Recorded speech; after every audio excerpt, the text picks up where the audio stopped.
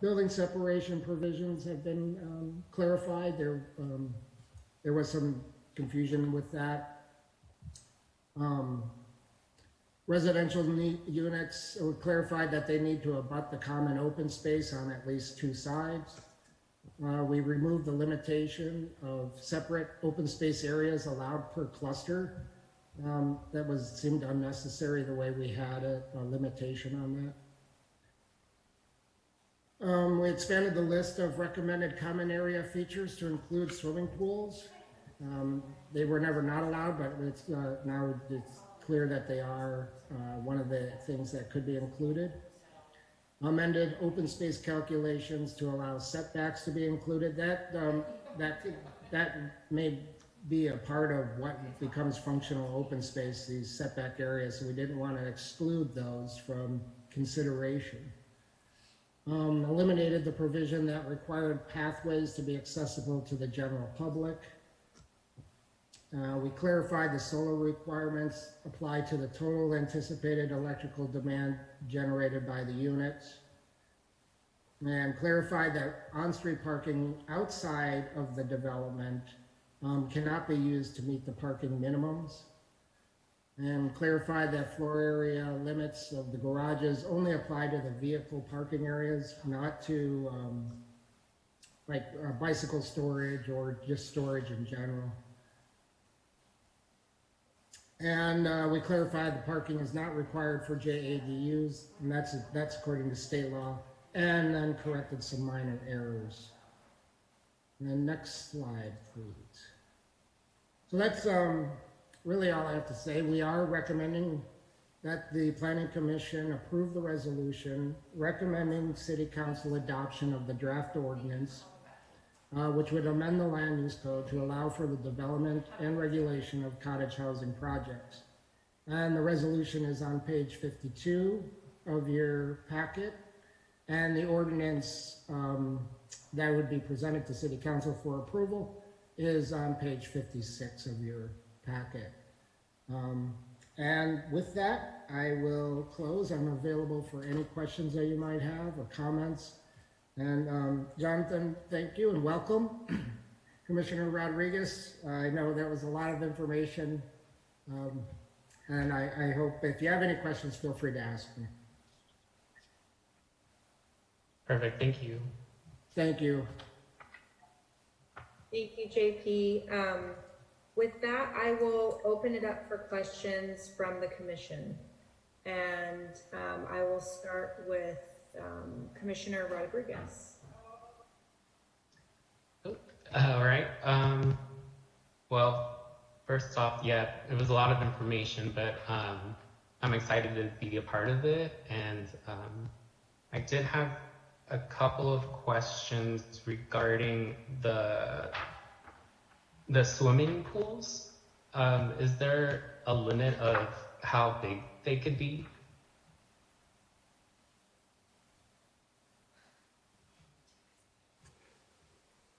JP, you're muted.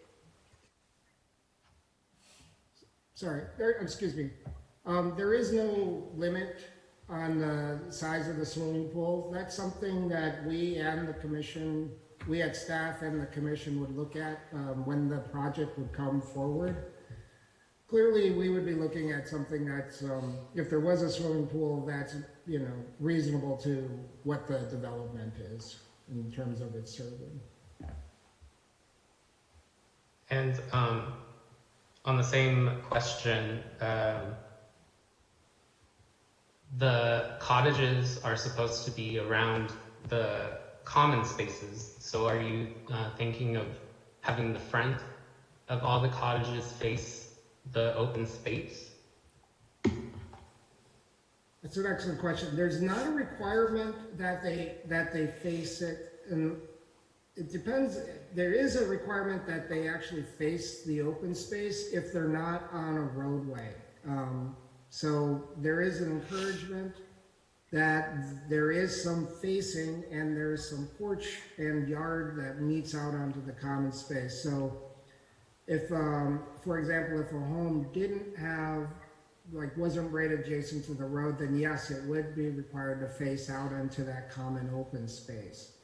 If it, let's just say, was near a roadway or driveway, and then we would encourage it to have kind of a dual frontage, where its frontage would be both towards the roadway as well as out towards that common space. But the way these projects have been developed around the country, especially here in the West, is yes, they often do face or front into that common open space, and that's the kind of development that we would be encouraging. But we also recognize that there could be a lot of different ways that a project like this could come about. But so the answer is yes and no. I asked because I was reading the municipal code 17.22.030, and it said that pools can only be placed on the side or the back and not in the front, if I read that correctly. Yeah, that would be true of somebody's swimming pool on a private, kind of a single-family residence on that type of parcel. That would be the case.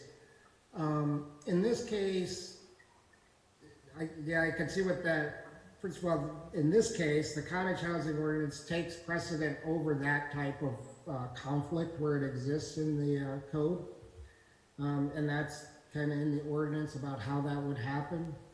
Also, if you look at some other communities, let's say like Windmill Farms, they have kind of a centrally located pool, and those homes are set in a way so that some of them do face out towards that swimming pool. And a similar type development could happen here with the cottage housing. So they wouldn't be prevented from facing the pool in this particular situation. Also, they would not be, the pool wouldn't be in their front yard because it technically wouldn't be on any person's private property. It would be commonly held, which is another way of kind of addressing that the common space can have these particular amenities, though they wouldn't belong on someone's private property. Do you follow?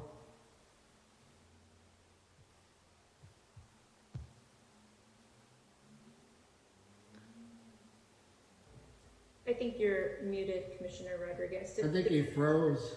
I think he's frozen. I see. Okay, and we will come back around just to make sure Commissioner Rodriguez doesn't have additional questions. Okay.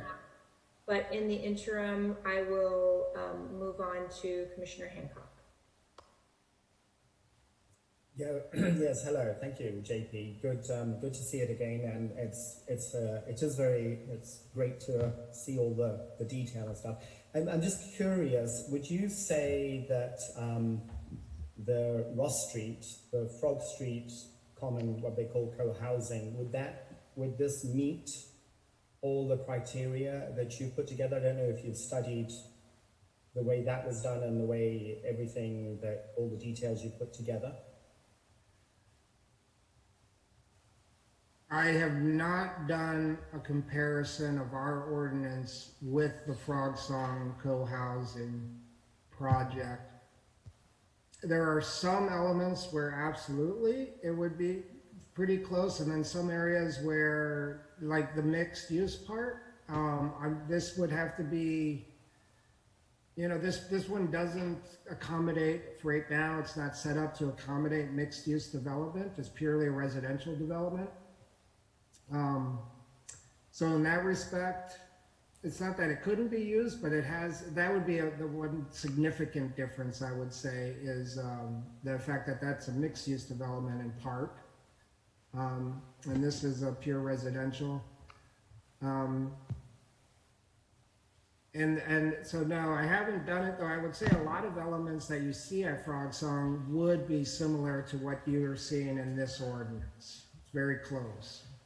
But I don't know about like the open space and, you know, some of the details. That's what I sort of, think that it's very, very similar. And one of the things there, that just on that question, that Commissioner Rodriguez was bringing up of some facing the road and some facing the back. Having friends and colleagues there, I know that they essentially have two sides. I mean, Right. the front and the back is almost like the front as well. So they have it's a pretty interesting arrangement that's there. I got another question about one of my favorite subjects, but it comes into the way that you're afraid to the extent feasible. And I agree with the analysis of reducing it and also having it on there. But in the section that looks at lot coverage, which is on the packet page 116, and it's G1D, you've basically got a tension in there that I'd like to bring out. You've got, under lot coverage, you've got pathways to accommodate pedestrian and bicycle uses within the development shall not be counted in lot coverage calculations.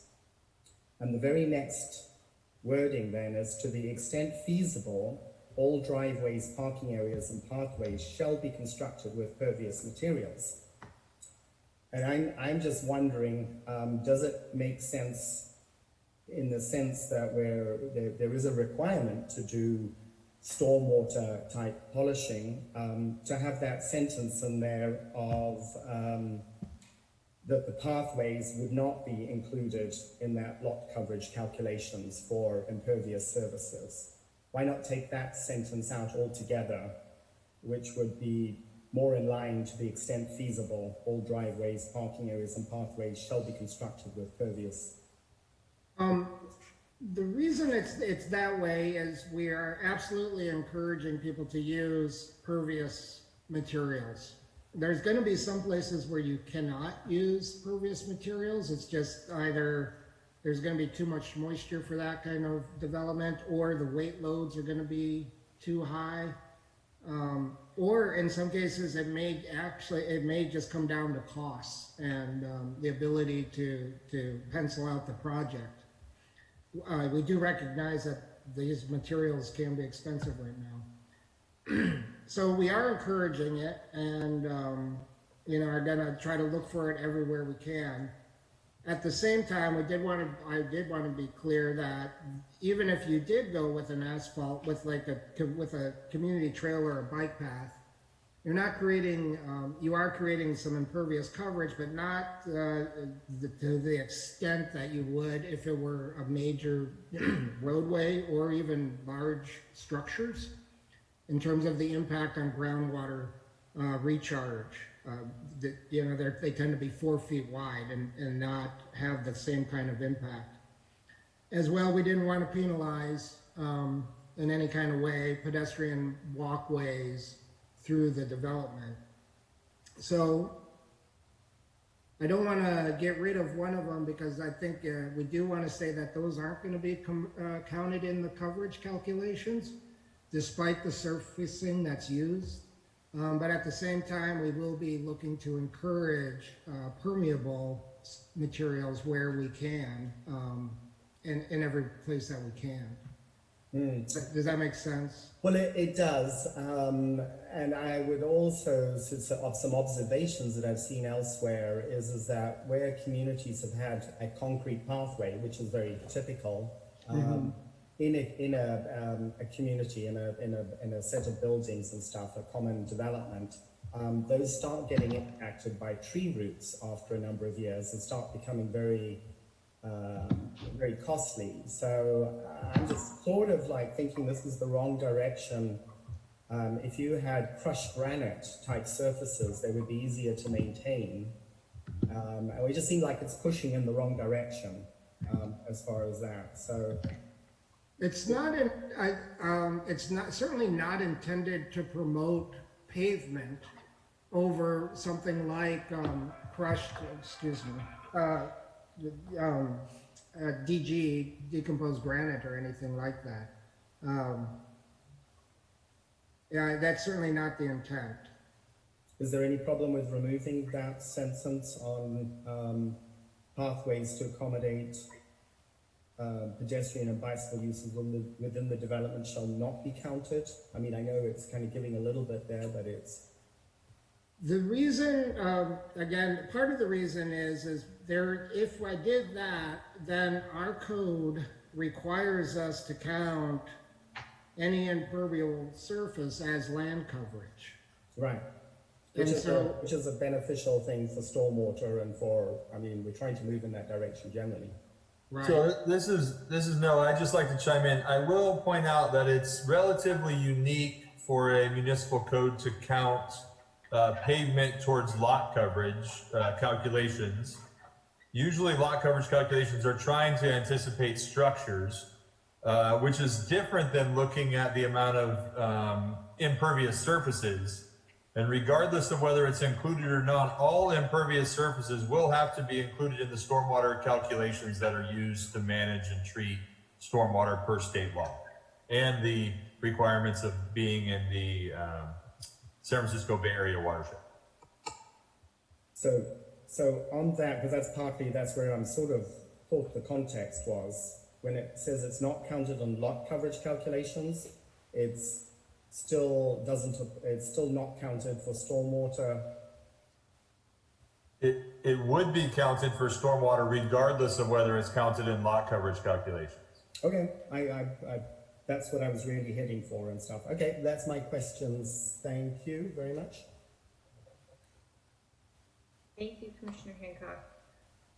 Moving on to Commissioner Moore. So I just had a couple clarifying questions on some of this. On page 18, it says, I guess I'm just need a little bit of clarification on this. On number 9, it says project does not include the removal of a native oak tree or development within the root zone. Can you clarify that, JP? Just that paragraph 9.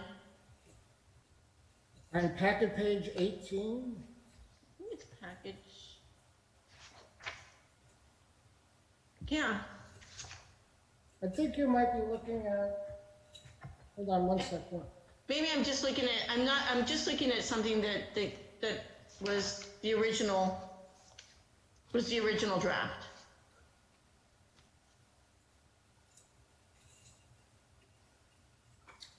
I'm not sure. This was right in the beginning of our packet.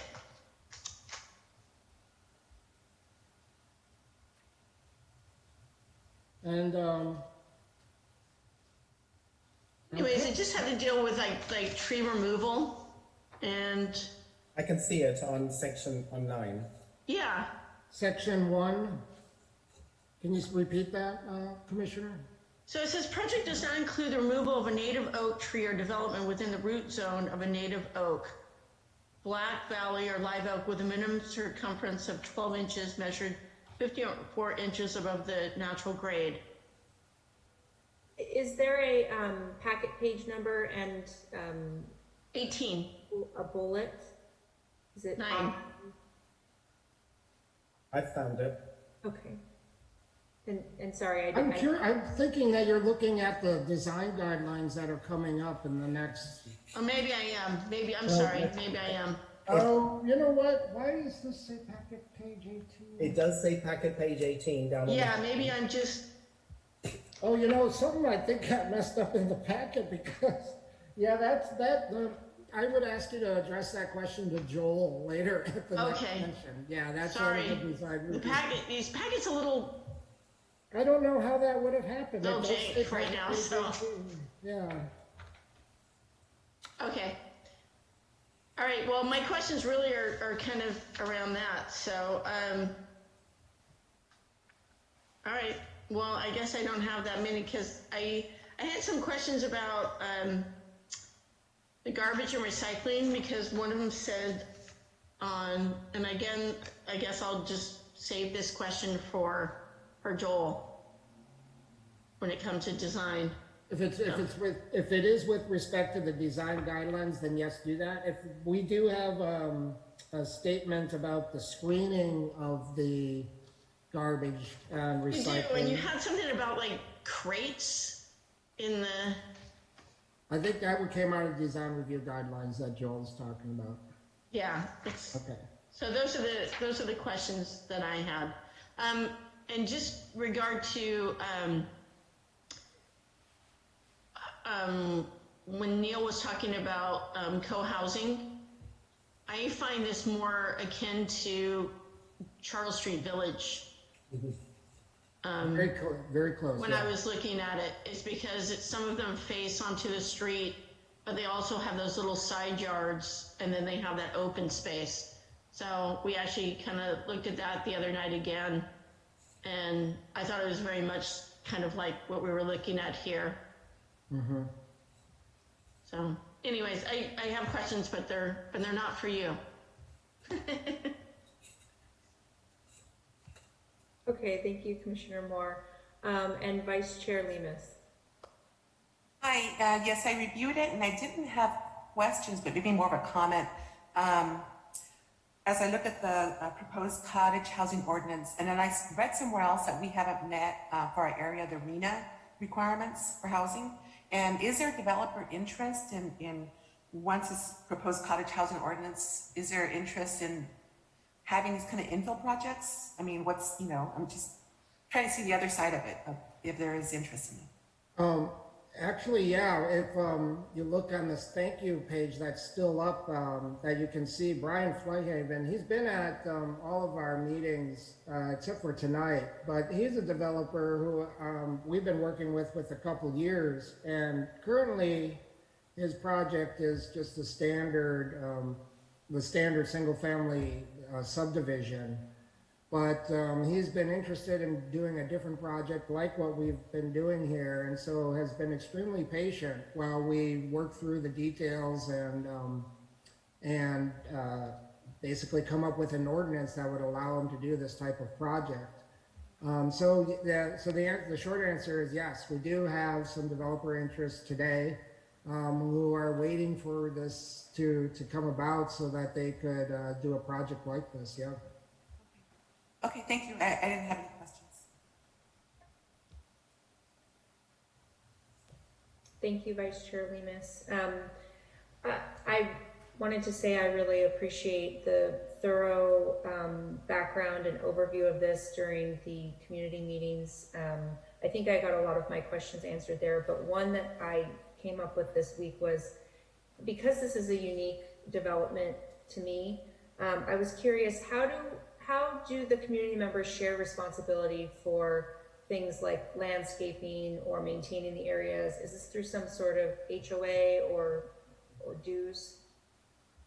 There is a requirement in the code that it doesn't define exactly what the mechanism would be.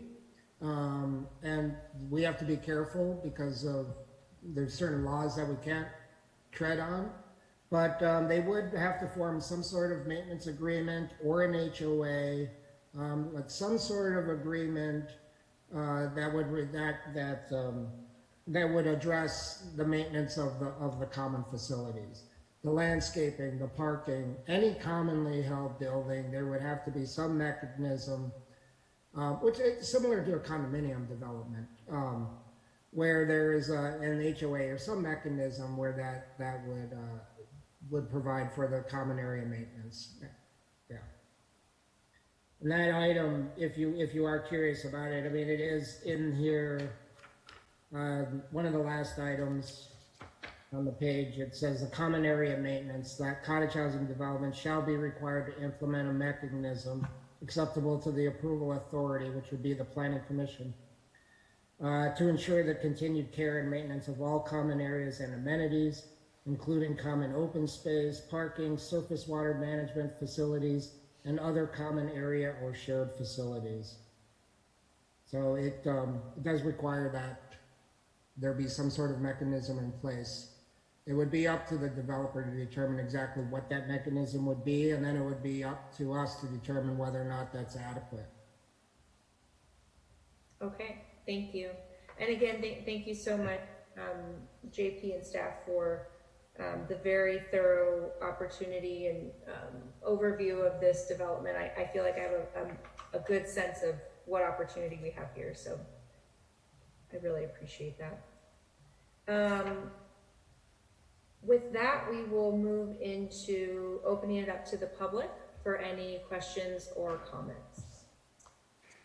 Thank you, Chair Murphy. For our attendees tonight, please use your raise hand icon from your desktop or smart device. You can also dial *9 from just your telephone. Luke Lindenbush, go ahead. Good evening, Commission, and thank you. I was just calling in to comment to reiterate generation housing support for the cottage housing ordinance resolution. We sent a letter to you this afternoon, and we just wanted to send this in because this is exactly the type of innovation that all of our cities need. And I think Cotati is especially proving that small cities across our county can take big steps to alleviate our housing crisis. So just wanted to reiterate that we are available to help make sure that this is implemented well and that this is a success for the city of Cotati, and look forward to seeing how it goes. So once again, just want to thank everybody who is involved in the project, all the architects, JP, Noah, and the commission for moving this forward. So thank you once again. Thank you. Chair Murphy, it appears that will end public comment. Okay, thank you so much. Then I'll turn it back over to the commission and ask if there are additional questions or comments. And we will start again with Commissioner Rodriguez.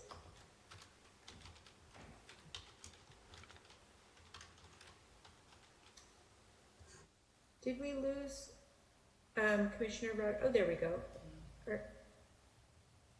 Commissioner Rodriguez, do you have any additional questions or comments? Sorry, my connection's really bad tonight. Okay. I missed the part where Mr. Harris was talking about the pool.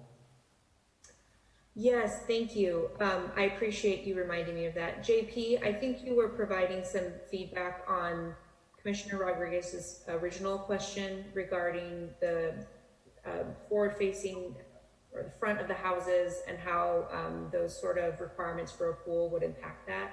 Would you mind reiterating that response so that he can hear it? Sure. The way the ordinance, the provision that Commissioner Rodriguez is looking at really relates to private properties and placing pools in your front yard of, let's just say, a standard subdivision home, single-family home. It would not prevent a pool to be placed in a common area that has a home facing in that direction. So there's nothing that would prevent that. In fact, while it doesn't necessarily encourage pools, it does necessarily encourage homes to face out into these common areas where there's an expectation that there would be amenities out there. So, so no, it wouldn't prevent a pool from being in that central common area. Does that make sense? Yeah, thank you so much. Thank you. Thank you for repeating that, JP. Any other questions, Rodriguez? And then the pathways, I know that general plan says, to try and minimize pavement. What kind of pathways material were you looking at or trying to place instead? Well, you and Commissioner Hancock seem to be right together on this one. So it doesn't actually define what pathway materials should use. It encourages the use of permeable pathways. There are a whole lot of different projects that can be used. In some cases, some people have mentioned the decomposed granite. Those can actually be just as impermeable because of the way that they require a heavy compaction as say asphalt, though they don't have the oils and other things that come with asphalt problems. But it does not define an actual use. It encourages the use of permeable materials, and those products are changing all the time. So. Okay, perfect. Thank you. Thank you. Any additional questions or comments from Commissioner Hancock? Just a comment that it's great to see this project moving forward. Seems like it would be a benefit to the spectrum of housing within Kitati. I personally like the way that the ADUs and the JADUs have been incorporated into it. And I know that's a mandatory side of things, but it gives options for the community as things are moved forward. I like the fact that there's a variety of housing that could be in there. And so, yes, I'm supportive of it. Thank you. Moving on to Commissioner Moore. My questions are actually more for the design standards. Okay, great. We will wait for that. And Vice Chair Lemus. No questions, but thank you very much to staff for all their work. Great, thank you so much. And I will add that it's exciting to see this new opportunity come to Kitati. We've seen a lot of different examples of what could come to fruition here, so I look forward to working on this more, hopefully in the near future, if this can actually come to fruition. With that, I believe we need a motion. I can move to approve it. Yes, thank you. Sorry, I'm hearing a little bit of feedback. I'm going to go off of mute, but do we have a motion to approve the resolution? I've motioned. It needs a second. I'll second. Okay, thank you. Can we get a roll call? Commissioner Rodriguez. Yes. Commissioner Moore. Yes. Commissioner Hancock. Yes. Vice Chair Lemus. Yes. Chair Murphy. Yes. And Carrie, I apologize, but do we need to read the resolution title in order for that to be on the record? Although I will defer to Community Development Director Noah Hausch. Just to clarify, Commissioner Hancock's motion was to adopt the resolution as proposed, correct? Correct. That's adequate for the requirements for that motion. Okay, thank you so much. Okay, next we will move on to the next agenda item. Excuse me while I pull up my paperwork here, and this is the objective design standards. Thank you, Senior Planner Joel Galbraith, who joined the city kind of recently to help assist us with processing some of the policy work as well as some uptick in development interest. We'll be presenting this item. And we also have principals from Articulation, Mitch Connor and Peter Stantley in attendance who can, they took the time to review these proposed design standards or guidelines through the design review administration process. And so they are here to provide their insights as practicing architects to kind of give us some input from the private side as well. With that, I'll turn it over to Joel.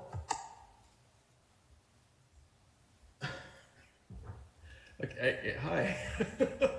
I'm sharing JP's computer, so I had some computer glitches of my own, so I apologize. No problem. Not surprising to know, I don't think. The item before you is the objective design standards. Next, and this is a Planning Commission workshop. Next slide, please. The recommended action is to receive the presentation from staff on the objective design standards, take public comment, deliberate, and provide input to staff. Next slide. To give you some background, in 2017, Governor Brown passes SB 2, Senate Bill 2, Building Homes and Job Act, and that provided a recording fee of $75 on properties sold in California. And that money was to provide assistance to cities to streamline housing. Next slide, please. Some more background. In 2018, SB Senate, which is Senate Bill 35, goes into effect, and that streamlines qualifying multifamily projects. Only building permits are required subject to objective design standards. The city of Cataldi was awarded $160,000 from SB2 toward the development of objective design standards. Next slide, please. Okay, the purpose of today's study session, number one, is to provide an overview of objective residential design standards, describe the process so far, discuss the draft standard, facilitate questions, and the Planning Commission should provide input, as well as hopefully we'll get some, I'll go over the public input we have so far. Next slide, please. So what are objective design standards? And these are standards where they require no personal or subjective judgment, and they're verifiable by reference to known criteria. That's basically they can be counted or they can be measured, and everybody agrees on what that would be because it requires no judgment. So what's driving the issue for these standards is the Housing Accountability Act and SB 35, and the need for additional housing supply and increased affordability. Next slide, please. So what are the benefits of these objective design standards? They provide clarity for residential developers and applicants, provides more certainty for project approval, provides increased clarity for residents about what type of development could occur in their neighborhoods. Next slide, please. How can we address objective standards? In standards, these standards are derived from past practices, and that means existing Cotati standards and guidelines. Also, the typical conditions of approval, and converting design requiring design requirements that replace guidelines. Next slide, please. So these are typical objective development standards that you would see in the zoning code to give you an idea kind of the difference between design standards and objective standards. So typically, if you're measuring height or a setback or parcel size, those are measured, you can measure those with a scale, you can count parking spaces. So these are objective standards that anybody should be able to agree on by measuring and counting. Next slide, please. So when we get into objective design standards, the design is the critical point, and typically these, generally when you're reviewing projects, these require judgment to determine if the massing is appropriate, if it's articulated, if it's, does it have too many blank walls, what about the building materials, what about roof lines, windows, how does the building look? And those typically require judgment, so the goal of this is to come up with standards that do not require judgment, but they can be measured and counted. Next slide, please. So the building on the left, that might be a type of building you might have received prior to having any design guidelines or any design review board. And if you didn't have any kind of objective design standards, this is a project that meets the building height, meets the setbacks. And so this type of project on the left is something that we want to avoid by coming up with objective design standards, because we cannot have a process for all projects that require discretionary action with judgment. So the goal is to come up with standards that would avoid this type of development. Next slide, please. And this would be an example on the left of a project, also the one on the right, of projects that do provide articulation, appropriate massing, and architectural detail.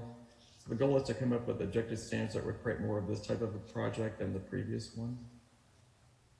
Next slide, please. So at this point, Cotati must provide a by right residential development option, and applicants still can request different standards. If they request different standards, then they must go through Cotati's typical discretionary design review process. Next slide. So there are significant challenges in coming up with these standards. So the first challenge is reduce decision-making discretion. So there's much less discretion, if any, in this process, and it's a difficult thing to come up with. When projects do go through this process, there's no public input on development projects. If they meet all of the objective design and development standards, there may be public notification, but there would not be an opportunity for input into the process once the standards are established. And in establishing these standards, they should be realistic, acceptable, effective, and fair. Next slide, please.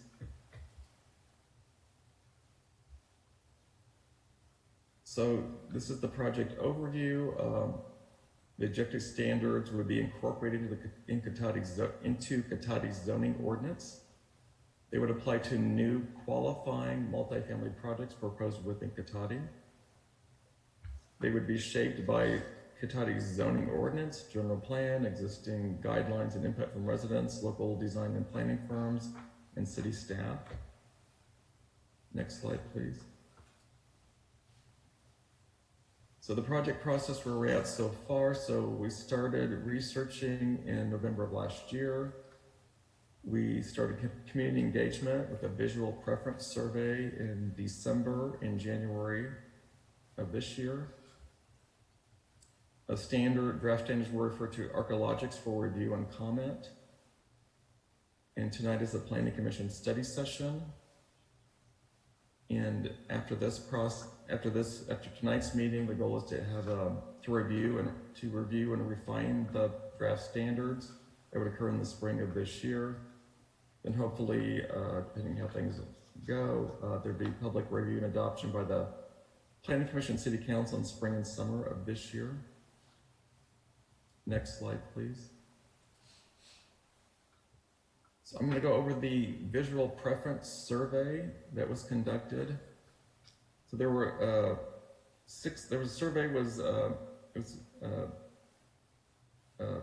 a link was in one of our the January newsletter from the city. A lot of people responded to that. We had 75 individuals who participated in the survey, and they were given 16 examples of a variety of housing projects and types and styles in Sonoma County. They're asked to rate the quality of the design, and they also could make individual comments about what they liked or disliked about the development. Next slide, please. So I'm going to go through the 16 examples and just let you know why they were chosen and how they were rated by the participants of the survey.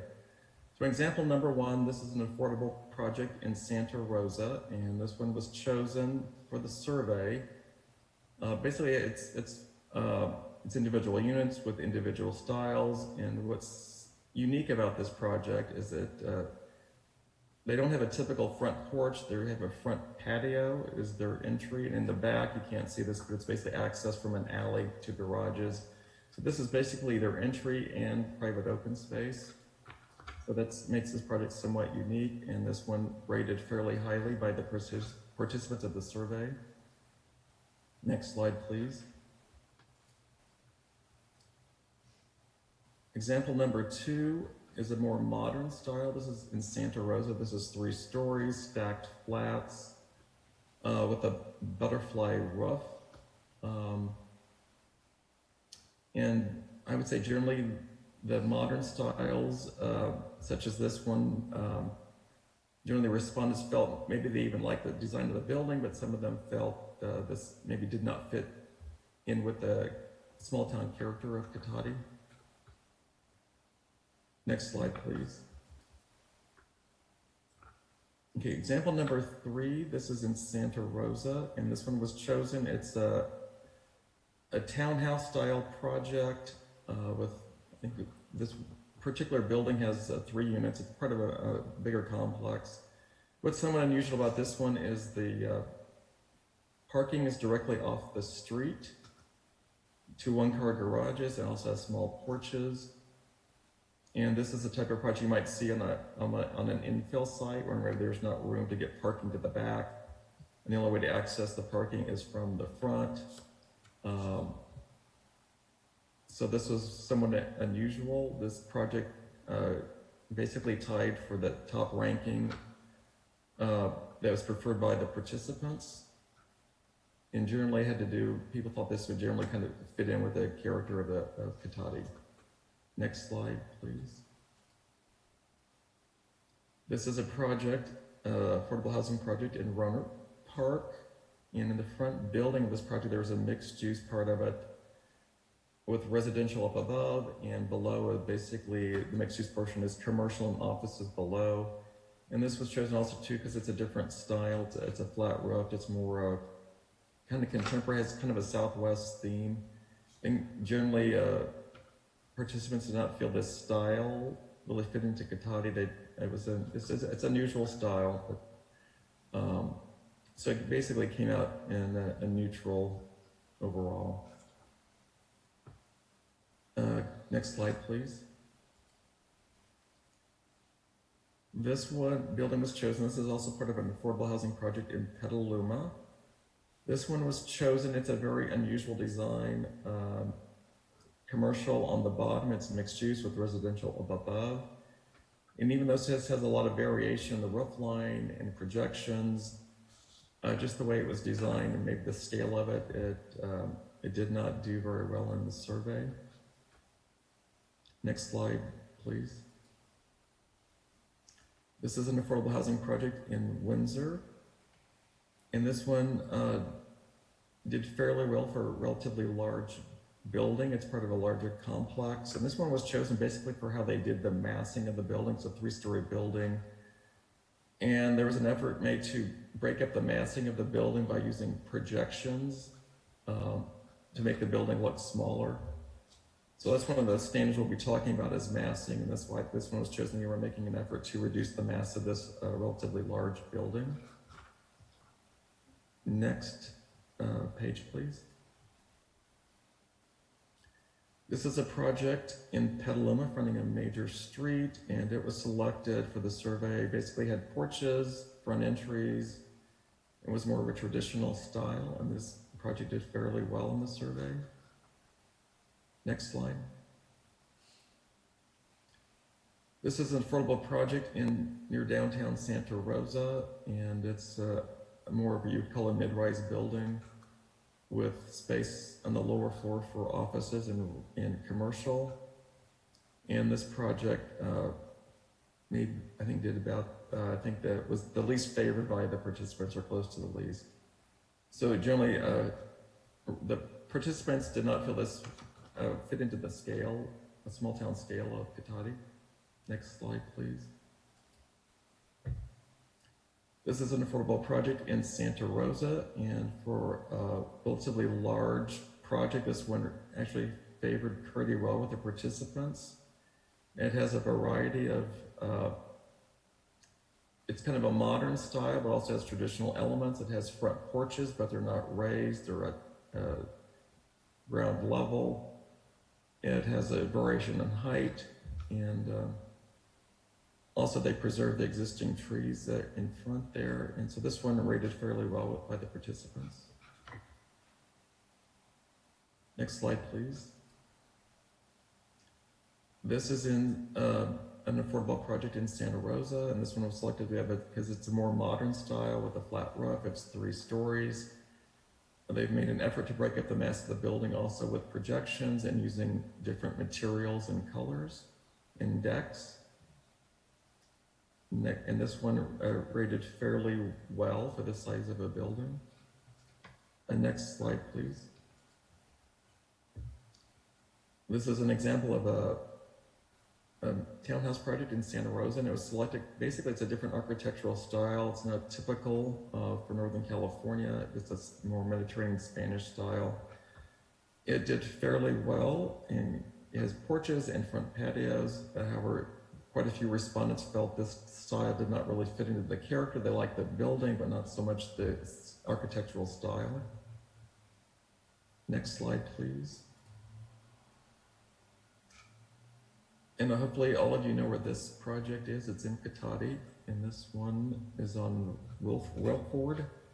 And this actually rated number 1 by the survey participants. And generally they preferred this style, the townhouse, traditional elements, the porches, the craftsman style. So this one was highly favored by the participants. Next slide, please. This is a more modern project, higher density, taller project in Petaluma.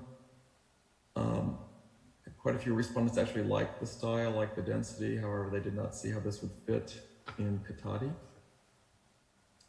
Next slide, please. This is a mixed-use development near downtown Santa Rosa with 3 stories of apartments above retail on the ground floor. This project's been there about 20 years, and this one was shown because oftentimes mixed-use projects have not favored well as far as the retail. So this building's been there about 20 years, and as far as I know, there's never been a single tenant in the bottom floor. That's always remained vacant for various reasons because of how the spaces were designed and where the building's located. And oftentimes there's not a market for the commercial and retail in specific locations. And this type of project did not do well in the survey. I think part of its size generally, and how it would fit into Cotati. Next slide, please. Of the mixed-use projects in the survey, this one favored the best. This is in the theater district outside of downtown Petaluma, and has more of a traditional style. And I think just the scale of the building and just the way the retail's done, the bottom floor and the awnings, I think generally that's probably the reason why this one favored better as far as a mixed-use development. Next slide, please.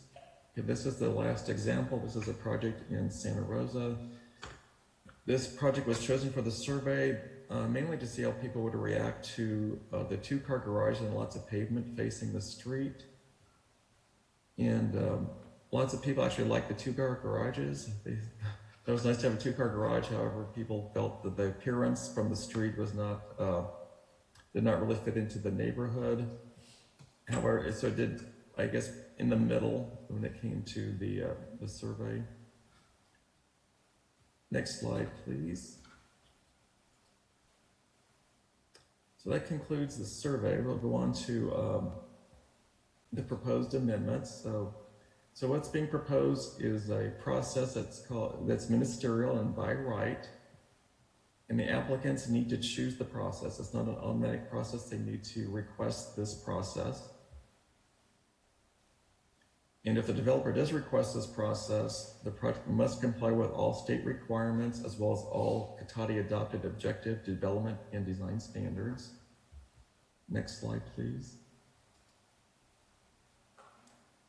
So this is a proposed application review process that we would anticipate how this could occur. There's more than one way to do it, but this is probably the most likely way it could happen.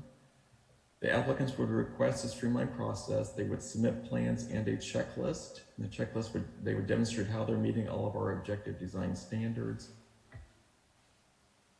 Staff would review their plans and the checklist to verify that the proposed project complies with all state and city objective design standards within the specified time limits. Staff would approve the project without a public hearing. The applicant may then apply for building permit, and generally public notification would be on the city's website and or notice of project approval. Next slide. So I'm going to go over this as a kind of a summary of the proposed amendments. You have the draft, which is more detailed in your packets, but this is a summary of the major points that are included. And they're divided up into sections. The first section is neighborhood compatibility. And I would say this is probably one of the hardest sections to come up with objective standards. And based upon comments in the surveys, we tried to come up with standards that would work. And this is a process, so we're looking for a lot of feedback, and I'm sure we'll get a lot of feedback on these. But this is kind of the first take on what we've come up with so far. And for neighborhood compatibility, the number one thing would be to orient buildings to the street. So that means if you're not backing up to the street, you're not putting the parking lots at the street, you're orientating the building and its entrances and windows to the street. So basically the building is fronting on the street. And the second one is to require sloped or gabled roofs when the project is along the same frontage or across the street from single-family homes. And this is coming basically from the survey where people were looking at projects that they thought would fit into their neighborhoods. And generally these projects, if they're proposed, would be on more smaller infill sites within or adjacent to existing neighborhoods. And generally the responses we had that flat roofs and more modern projects were not as compatible as more traditional style projects. So the goal of this standard was to come up with what you see from the street, that you'd be basically seeing from what you'd see from the street would be sloped and gabled roofs. It doesn't mean the project could not have any flat roofs, but what you would be seeing from the street would be sloped or gabled roofs. And also in situations where you have a 3-story building, like on the example to the right in that photo, that's in Katati, where that 3 stories backing up or siting onto single-family homes, it'd be that third story would be set back 30 feet, just the third story portion. The next category is building design. So the way these design objective standards are written, there's not a specific architectural style required. Some cities do require specific architectural styles, such as Santa Barbara. It's basically a Spanish colonial style. In South Lake Tahoe, they're looking for something called a mountain style. These standards proposed here do not require a specific architectural style. They do require 4-sided architecture. That means that architecture and details go around to all sides, at least the majority of them, the major components. It's using multiple materials to break up the massing of the building, making it look more interesting, minimizing blank walls to no greater than length of 30 feet, using window trim or recess the windows by 3 inches. In areas where you're doing a flat roof building, it can be 75% flat, but the goal is to have some gabled or sloped roofs on at least 25% of the building. The goal is to include front porches and entry patios. This is cases where you have the front of units, ground floor units facing the street. Those entrances would have front porches or entry patios. It would be similar to the example that you see to the right in the photo. It would prohibit T111 panel siding and also EFIS siding. And generally, the reason for this is these sidings generally have a reputation for not holding up well over time. And my goal is to come up and hopefully have more materials that are longer lasting and more affordable in the long run. Next slide, please. Massing articulation, and the goal of these standards is to break up the size of the building, in case, especially when you have larger buildings. And that's by including balconies, bay windows, individualized entries, require building offsets every 50 feet with an 18-inch offset, 20 feet in length for the full height of the building. That's similar to the example that we showed previously, the example that was in Windsor. And also to vertically articulate roof lines every 50 feet, so there's variation in the roof line. Next slide, please. The standards also include open space and landscape, and that's generally requiring private and common open space in projects and to preserve existing oak trees. Outdoor lighting would require lighting along walkways and driveways. Site design would require street extensions where they're shown on adopted plans. Dwellings would overlook open space to create defensible space. Garages and carports shall include architectural elements from the main building. Parking shall be screened. And to preserve and restore historic buildings as part of the project. Next slide, please. Accessory elements, these would include screening roof equipment and trash containers, provide dumpsters for 5 or more units, include outside storage for each unit, provide laundry facilities in each unit. Also, there's some specific standards for mixed-use projects. So for vertical mixed-use, residential units would be on the 2nd floor and higher. Horizontal mixed-use, the majority of the street frontage would be for commercial uses. And a minimum of 25% of the floor area of the project would be for commercial. And provide pedestrian connections between all uses within the project. Next slide.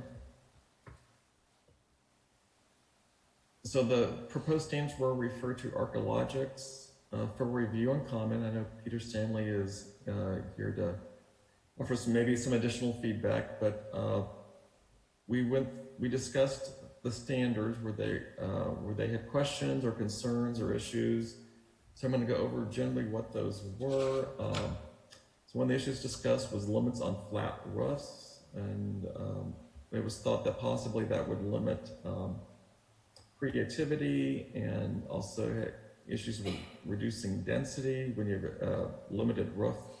The zoning has a limited height, and the flat roof allows more efficient use to possibly get more units within that height limit.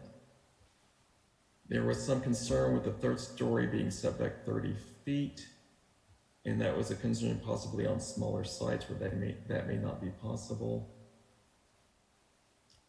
There was concerns on limit on the siding. There seemed to be agreement that prohibiting T111 was appropriate. However, there was concern about limiting other types of siding as the quality has improved over the years, and there may be additional improvements. So we should really look at if we really want to limit siding other than T111. There was concern with front porches and entries, requiring them. There was concern, I think part of it had to do with the cost, partly had to do with access, especially if you have stoops or stairs, you need ramps up to a porch. And also there's some questions whether these porches and patios in the front would actually get used. So are the benefits worth the cost, basically? The next issue, there was discussion about massing and building offsets. And that's to minimize the size appearance of the building. However, the offsets do come with a cost. They do affect the floor plan. I was talking with the planner in Santa Rosa where the project had been approved using similar standards, and the developer wanted to come back and change this requirement, which they couldn't do because the project was approved and they met the standard. They could not change it, and it had to do with trying to cut the cost of the project. And so having the offset does increase costs, and it limits the floor plan. So there's less flexibility with having this requirement. Common private open space. We had lots of discussions about that. It's been important in Kentucky for units to have quite a bit of common space and private space, generally because our densities are lower than in other communities, as we're a small town character. There was concern about the amount that was being required, whether that was really feasible and appropriate and cost efficient. And that was something we need to spend more time looking at to see if what's being proposed is really realistic. We had lots of discussion. I know there's some discussion on the previous item regarding this item regarding trash and recycling containers. And this is a work in progress on this issue because it is evolving. I'm trying to come up with a standard that would handle kind of every type of project, dealing with dumpster enclosures, locations, accessibility to the dumpsters, dealing with on smaller projects, dealing with the roller bins and where are those stored. And so this is a complicated issue, and I'm sure we'll be getting some more comments on that, and also that's one of those we'll be spending more time on to come up with a standard that's really workable. And I'm sure there will not be a one-size-fits-all, but having different standards that maybe a developer could pick from based upon their type of project. Mixed use, the standard is 25% of the project would need to be commercial. That's a minimum, and there is a concern, and I understand the concern that that may be too high based upon the current climate and the generally reduction. Am I still on?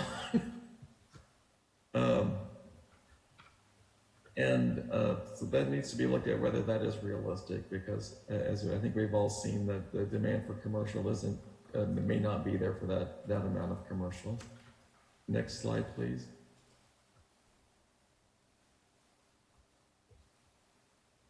I think, am I gone? You are.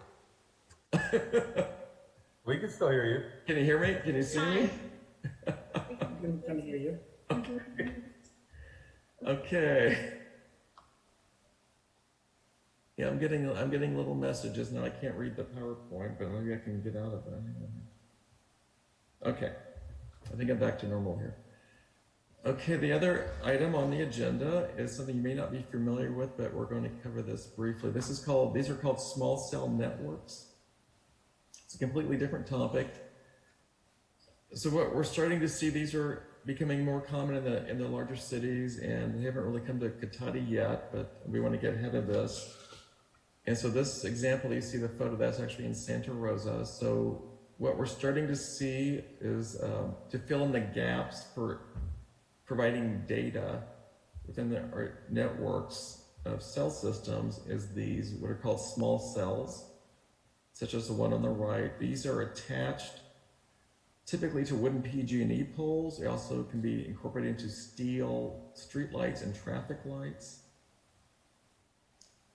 Under state law, if they're in the public right-of-way and they're on a PG&E pole, a wooden PG&E pole, the city has no control. PG&E must allow them, the city must allow them.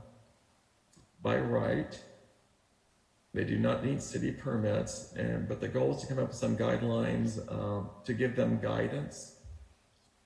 And so hopefully if they do come into Cotati, we could give them guidance, because generally most utilities do want to accommodate cities' preferences as much as they can. If it's on a city facility, such as a city steel street light, which I think we have some in some traffic lights, the city would have control over those. But for the ones that are on the wooden PG&E poles, we have basically no control. So the goal is to come up with some standards for the ones the city has control over, is also the ones for PG&E poles as guidance.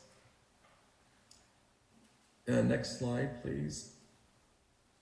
So these are some draft standards to give guidance, and that is to equipment shall be minimized and match the color of the pole. Example to the right, that's basically a brown pole with gray equipment. Since this photo was taken, they've actually painted the equipment to match the pole. So the equipment's now brown and the pole is brown. So that's basically what happens with that standard, is at least a color match.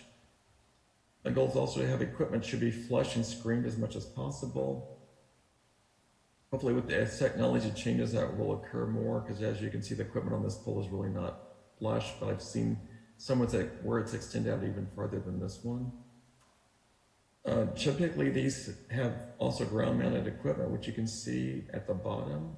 At the pole, there's ground mounted equipment, so the goal is to minimize that by placing it underground or having it at least back behind the sidewalk and screened. And in some cases, some communities are looking at possibly opening those up to murals on the cabinets if they can't be screened. Next slide. So the meeting actions for tonight is to review the information provided and the community input, solicit feedback from fellow commissioners, and commissioners should provide input to staff. Next slide. And at this point, are there any questions?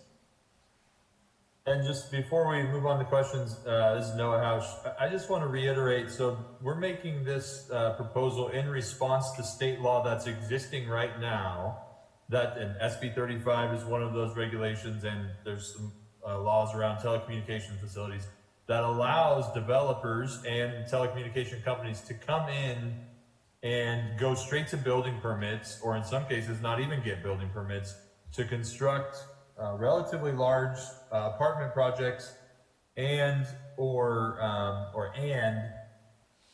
these telecommunication facilities. And so what we're trying to do is get in front of those allowances by having some minimum set of standards that we can apply through the existing law in order to try to push those designs into something that's more in keeping with the community of Kentucky.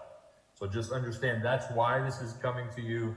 Staff is not proposing to make these projects ministerial. They already are, and so we're reacting to that.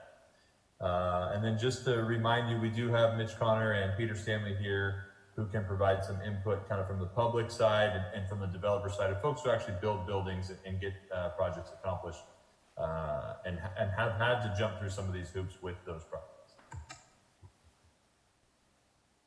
Thank you for the clarification, Noah. We'll open it up to questions and comments from the commissioners. And I will start with Commissioner Rodriguez. I don't have questions right now. My connection's really bad, so I'm kind of afraid if I answer or ask something, I'm gonna miss the answer. Okay. And I'm sorry. That's okay. We're always kind of doing the best we can in the current circumstances. I would just say that we'll loop back around, and so if you do think of something, please feel free to ask it. So I will move on to Commissioner Hancock. And just a reminder, when we're asking our questions, we may want to specify if we're referring to the objective design standards or the small cell networks. Would the standards be for both the small cell networks and the multi-housing developments? Would they be for both? Yes. They would probably be in two different places in the city code. Okay, perfect. Then just a reminder to specify which you're asking questions about. So, Commissioner Hancock. Yes, thank you. Well, just to play devil's advocate on that a little bit, to ask the same question about both of them.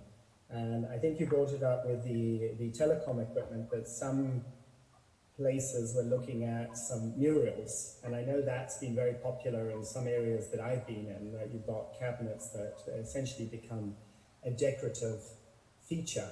And also to bring that up with the, just to put it in the context, the community context, there was that reference to blank walls within the development, the multifamily standards, that should not be more than 30 feet of a blank wall. But if that's a blank wall that's facing a street or a public area, is there a way of phrasing it that perhaps could be available for a public art display should there be a community body that wants to or proposes to be able to do something with that? So a general question about art, community art, should there be bodies within the city or community groups of some sort that could facilitate that? Is that something that could be built in, or?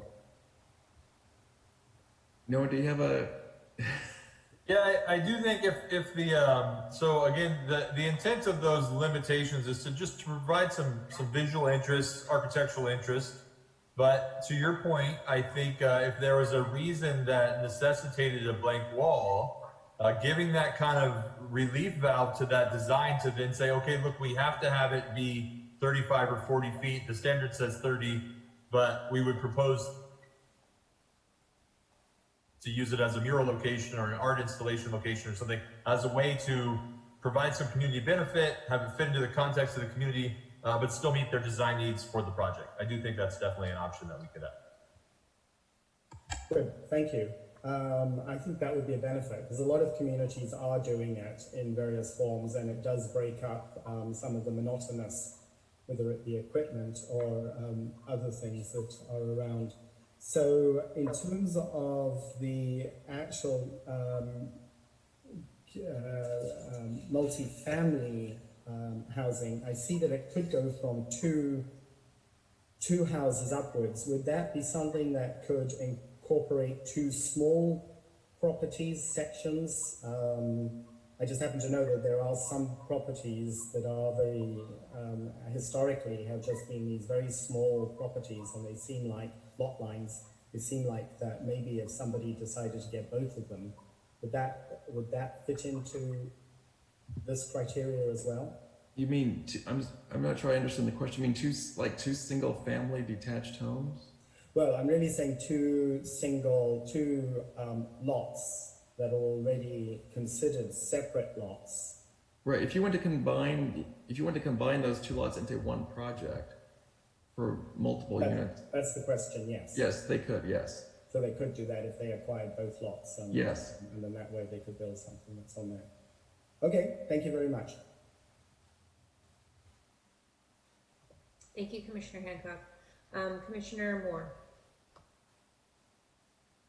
So I just had a couple of questions on these set designs for projects that come in.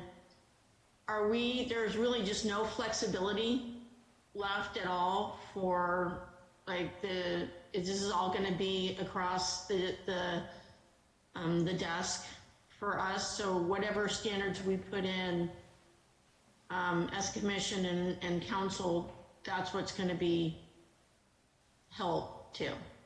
Am I correct? The way it would work is the developer has to choose the process. And if a developer, if he doesn't want to meet all the criteria, all the objective standards, he doesn't have to he does not have to go through the process. So there may be projects, they can't meet it, they don't qualify for this process, and they would go through the normal discretionary process going to the planning commission, as they normally would. Probably only a minority of development projects, multifamily, would meet this criteria and go through this process. Okay. So I had a question on, obviously, the garbage and recycling portion of this. So anything over 5 units is going to be subject to SB 1383 with California state law. And so you're going to have to include compost, recycling, and garbage. So just in the languages, it says garbage recycling. So I just know that needs to be included. And then there was something about crates in a I don't even know what that means.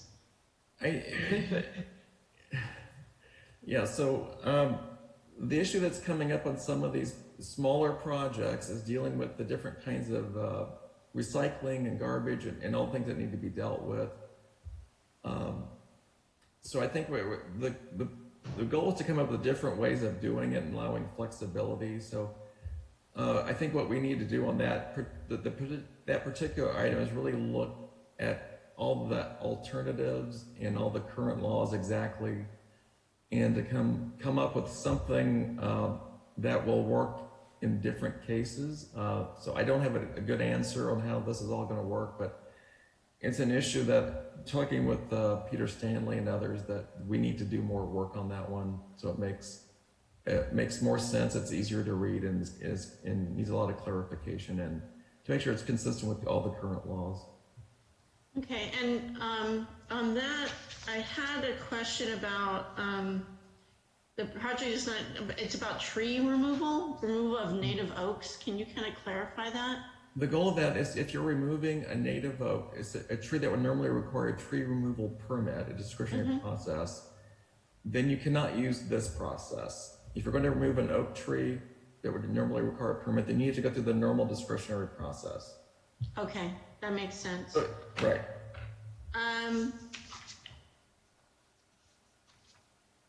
Did you, I had one more question, sorry, my notes are all on here.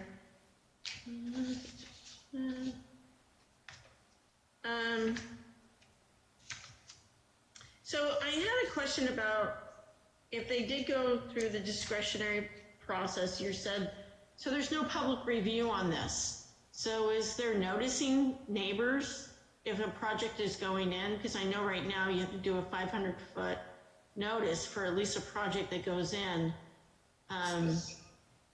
Is that still required? It would not be, it's not required by state law. So state law, if you just go with state law, requires no public notification. What other cities are doing, like what Santa Rosa's doing, they've done 3 of these. They do no notification at all, any mail outs. They just have a website where they have these, all the projects listed and all the information there on the website. And that works for them? That's what they're doing. Doesn't mean. Yikes. Yeah, that's what they're doing. They don't have to do that, but that's what they're doing. Yeah. So what we've talked about doing here is doing that. Plus, after the project gets its approval, there would be a notice of project approval that would go out to the public. And, yeah, I and guess I'll they just don't say, know what Kitati's all about, because this is, I mean, the first project that goes through like this, you're going to have torches and pitchforks down at City Hall. I mean, and I'm just doing worst case scenario because I've been through some of these projects where they've been very controversial. And even when they've gotten built, through all the process and all of the design and everything, you know, for a lot, they still have been, it's been a hard project to get through some of these. So it's an interesting process. I've never, I mean, this is so new to, as a planning commissioner for so long, to see something that's just somebody can go through and not have any public input on a big project is kind of unheard of. So. and Commissioner Moore, I will react to that because it's absolutely correct. So this is an example of the state taking away local discretion in an effort to try to, from their perspective, streamline the development process and get more projects built, more homes built. I will also say, if an SB 35 project came to town, it would be very controversial because it would be a large apartment project. That's what these are. These are large tower apartment projects because there's so many other criteria they have to meet. The only way that these projects pencil is if it's a large project with a lot of units. So the thing that we struggle with as staff is somebody going to get more frustrated by getting a letter that says, hey, this project's not approved yet, but you can't give us any opinion on it? Or do you want to just know once it's approved, here's what you're going to get? And sorry, you didn't get a chance to tell us your opinion on it. Yeah.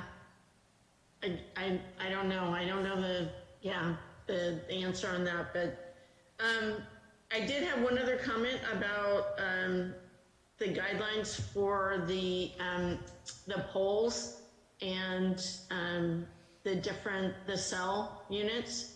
So I know a long time ago that came before us when they were doing like the trees, you know, the cell towers that look like trees. They're supposed to look like trees. That was like the new thing. And then things that look like rocks in your front yard that are supposed to cover up like the Comcast stuff. So I would prefer if we did do some kind of mural painting other than trying to do some kind of fake tree or rock in the front. I like that we have some of those paintings. I don't know if they're, the city, you know, approves of them, but they're down at the park. There's a couple of them in town already that I appreciate. So anyways, those are my comments, but thank you so much. I know the trash thing is definitely a work in progress. I'm working on those daily on different laws. So I can appreciate that it is definitely a changing climate right now with all 3 having to be put into enclosures. Those are my comments. Thank you, Commissioner Moore. Vice Chair Lemus. Thank you. So I did have a few questions, and one of my questions, well, first of all, I just want to support what Commissioner Hancock, Commissioner Moore talked about murals, because I think it adds a lot of value, culture, respect, I think, to a community. So I think I just want to throw in my support for that as well, for any walls or any of these small cell containers. About the small cell personal wireless facilities, I don't know if we have any in the community yet, but I'm wondering if there's any kind of say that we have as far as how far up they should be, and any kind of transparency for the community about, I don't know, any radio waves that it emits or anything. I don't know if that's, if there's that kind of transparency information that these organizations or these companies are providing to us. Some questions. Can we go back a slide, maybe? Can we go back one slide? On the PowerPoint? Yes, just 1 second. Okay. So I was just, concerned and had a question about that. So I'll wait until, okay. Or maybe go back another slide. Or maybe a couple, okay, there we go. So on the PG&E poles, which most of these are, on the wooden PG&E poles, we have no say whatsoever. Okay. Katati does not. Basically, the way it works is under state law, the PG&E has no say. If the provider wants to put this equipment on their pole, by state law they can, provided they show that the pole is strong enough for the equipment, and they may need to put in a new pole. But they need to comply with laws on the radio frequency. They're not city laws, but state and federal laws on that. But we would have technically no say on the PG&E poles. If it's on a city pole, which aren't that many in Katati, I don't think that would work. We would have say on those. Yeah, I just don't know if there's any kind of input that we as a city could have as far as the range. You said there's a sort of a range as far as how far up. I know what they were doing. Santa Rosa's been getting a lot of these, and what they were doing on the ones they have control of, which in Santa Rosa they have actually quite a few poles with street lights on them, and that gives them control. But they were looking at standards for radio frequencies and how tall they are and where they're pointed and things like that. So it's possible to come up with a process to review those and notification if the city has control of them. I think in Katati, I'm not sure how many we have yet, but it's probably not that many.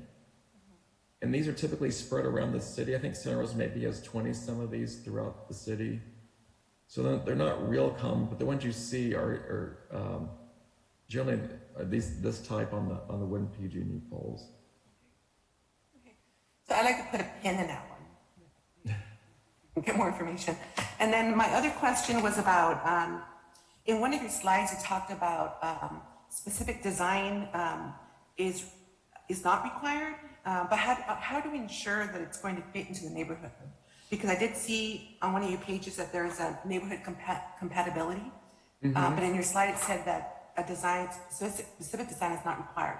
So my question was, how do we ensure that it's going to fit into the neighborhood? It's not going to be something that stands out apart from everything else that's around it. Right. So there's no specific style required. So when this was starting, we looked at, do we want to require a style? Because we could.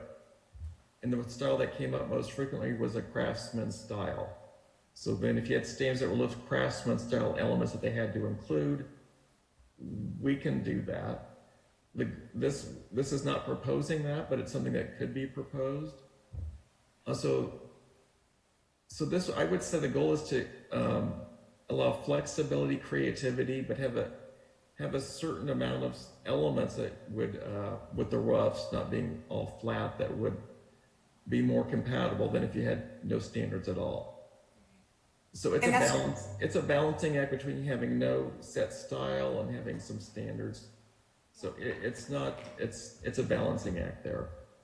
And that was where my question was. I wasn't sure if there was like a checklist or a certain point once they come up with their elements, whether we would have a say or a check into, does it fit more or less into the neighborhood? I would say the way these standards are proposed, it's not. They have to meet these standards, but I guess it would be up to somebody's judgment. The whole fit or not.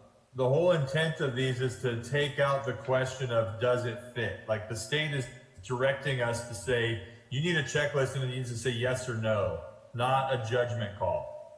And I will say, we talked about potentially trying to mandate some craftsman elements. The issue with that is these are likely to be large buildings, and craftsman architecture is not a large building architecture. It's a single family architecture, generally.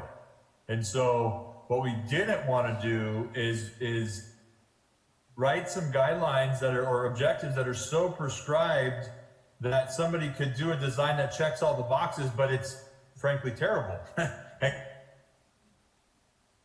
Completely out of context. And I think the example that Joel showed from Petaluma of the kind of gabled roofs that marched taller and taller up into the sky until it was 4 or 5 floors is a good example of something that could probably check a lot of boxes with articulation and varied roof interests and all these things, but frankly is not a design that you would ever want to prescribe.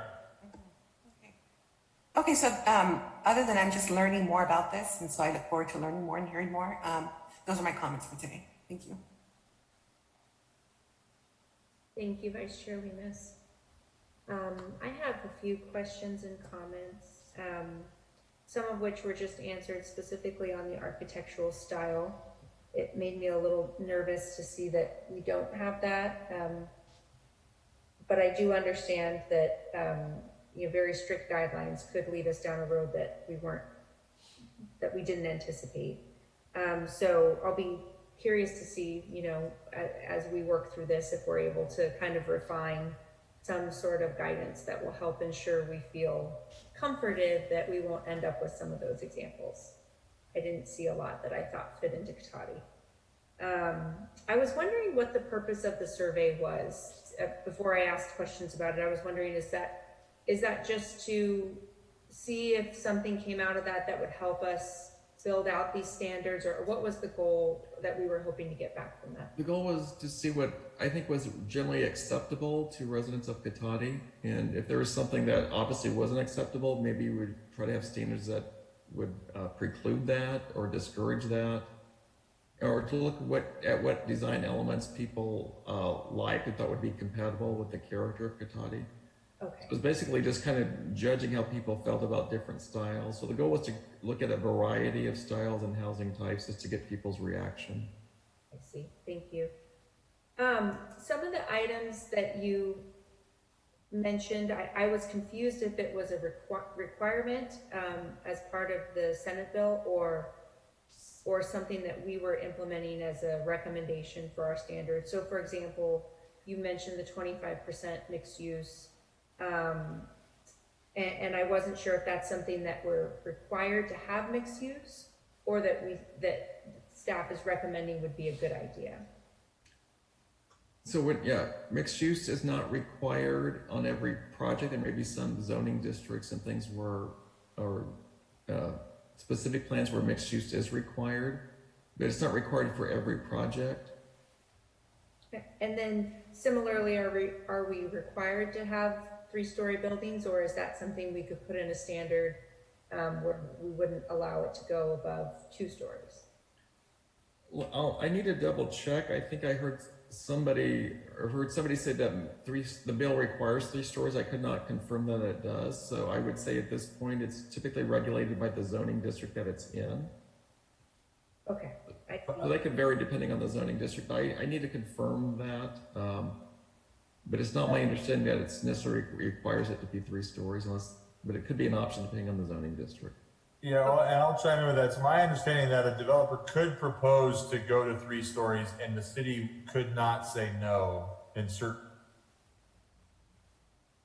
instances. And then separately, with regards to mixed use, some of our zoning districts, and specifically the downtown, require new development to be mixed use. Mm-hmm. And so we responding to a mandate from the state that says, city, you have to allow certain projects to go just to straight building permits, no CEQA, no public review, none of that. But also knowing that our own code will require mixed use in certain instances, we were trying to respond to those 2 mandates to come up with something that would fit both. And the 25% does come straight out of our zoning code for mixed use projects. Okay. Oh, could I add something? No? This is Peter Stanley, one of the principals of Articulation, and I definitely think it would help the conversation to hear directly from Mitch and Peter. Okay, thank you. So, thank you for having us here tonight, and this is a good, robust conversation about a very complicated topic. And I think part of what Mitch and I were looking at was sometimes the unintended consequences of trying to protect one element and ending up with something that you don't want through somewhat of a more objective standard. I will say to Chair Murphy's question about can you cap it at 2 or 3 stories, one of the things to keep in mind is that this is also about getting affordable housing into the marketplace and meeting the RENA standard targets for your community. And by doing that, you also get density bonus, or a developer coming into your community will get density bonus concessions, which may be height. And so it's sort of keeping in mind that there are a lot of mechanisms in place that have been put in place by the state, and that you now are having to sort of analyze and see how it keeps into the context of your own community. But there are already state mechanisms outside of SB 35 and other state mandates that would allow a developer to put more density into a project. So then I would think what you would want to be looking at as a commission is, okay, if that's going to happen, then how is it that we can sort of maintain the context and texture of our community? Thank you, that's very helpful. I have a couple other questions, and then I have a comment on that.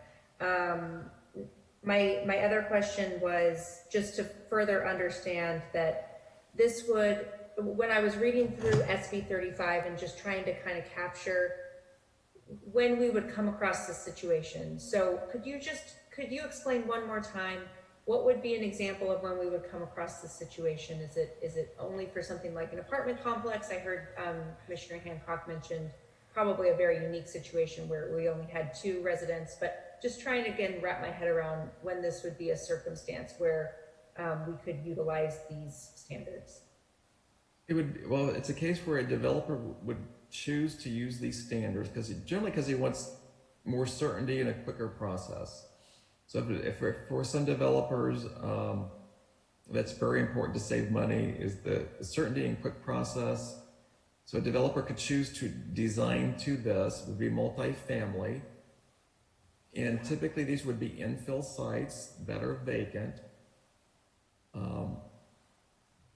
Because if they've had, this is one thing that's unusual about the law, if it's a critical habitat site, which is California tiger salamander, if it's a critical habitat like that, they cannot use these standards because that goes through CEQA. So these are typically projects that would be exempt from CEQA. So it's infill sites, generally surrounded by development. It's multifamily. They're doing affordable housing units. They may be asking for density bonuses, and they're looking for a quick process and get in for certainty. And they would propose this process if they meet all the objective standards. A lot of projects will not meet all that criteria. They'll go through the normal process. And just to clarify, it's not only for affordable housing, and I guess the reason I asked is because we were just talking about the cottage housing, so I'm trying to differentiate the two, but this could be for any kind of multifamily housing. They have to meet certain criteria from the state, and that includes some affordable units. Got it. It doesn't have to be all affordable, but it has to include some affordable units.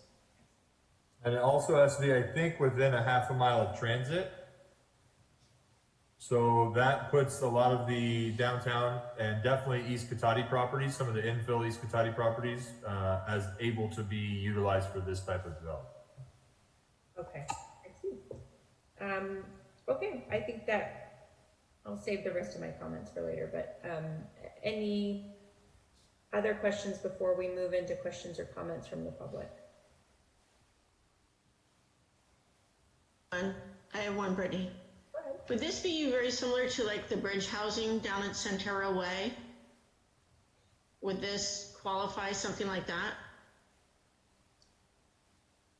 Noah, do you know the Yeah, it definitely would, but without as much of the design input that the city went through, the iterations to get the design that was approved. And then also that project includes a fair amount of extra parking and public park as a part of it. So the ability for the city to kind of exact those other things would be taken off the table through SB 35. And I will just say, while SB 35 is the topic that everyone is talking about, I anticipate the state will make more moves to direct by right processes for housing. And so having some level of objective guidelines in place will be beneficial moving forward, regardless of whether we actually see an SB 35 project or not, because this is just the drum beat that the state has been, the drum they've been beating for years, and it's not letting up at all. Thank you. That's all I have to say. Thank you.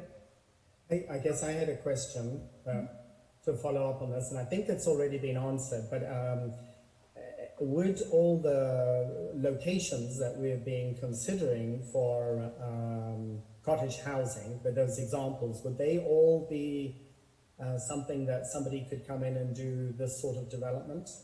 And I think it was mentioned the aspect of they had to be near a public transit, but... Yeah, there's several. The cottage housing proposal is citywide in almost every zoning district. Not the rural residential, but all other residential districts. Whereas most of the properties on the west side of town are not going to qualify for these types of projects, and those ones further south on Old Redwood Highway would also not qualify.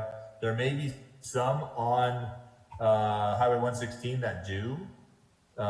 Some of those large parcels on Highway 116 may qualify. I'd have to review the standards again, but currently under SB 35, at least, not the entire city is open to these types of projects, whereas the proposed cottage housing ordinance does apply citywide.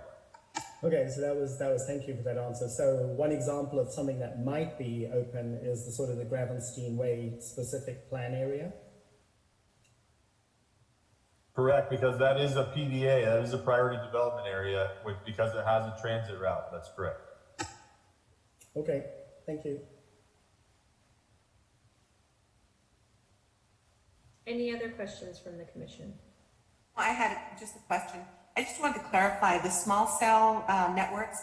Are those mostly used for like larger multifamily developments versus, are they used for single family homes, or are they mostly used in multifamily developments? The ones I've seen have been in both. They're generally scattered to fill in around the community to fill in gaps. So they could be near single family, it could be near multifamily. Right, thank you. Can I provide an answer to that as well? I think it's the chair, through the chair. Go ahead. I think this is part of something called G5 that's coming through. And I mean, it would be good to try and frame it as much as possible, because I understand the FCC is just required that everybody, they can be put in everywhere per the requirement of the carriers rather than everything else. But the one thing is, don't use your cell phone for streaming data. Because that's what it's really going to do, is facilitate all the video coming through on the cell phones. But it's a bigger issue, and I'm happy to privately, offline, talk to anybody about it. It's a bit of a pain in some ways. That is correct. It's a response to 5G, which requires line of sight cell networks to be closer together. And so the law has allowed them to put those internal to cities and utilize existing infrastructure in front of single family homes, multi-family homes, and commercial properties. Thank you for that clarification. I'm going to open it up for questions or comments from the public. Please say your name for the record before starting your comment. Thank you, Chair Murphy. And as a reminder to the attendees, use your raise hand icon or dial *9 from your telephone.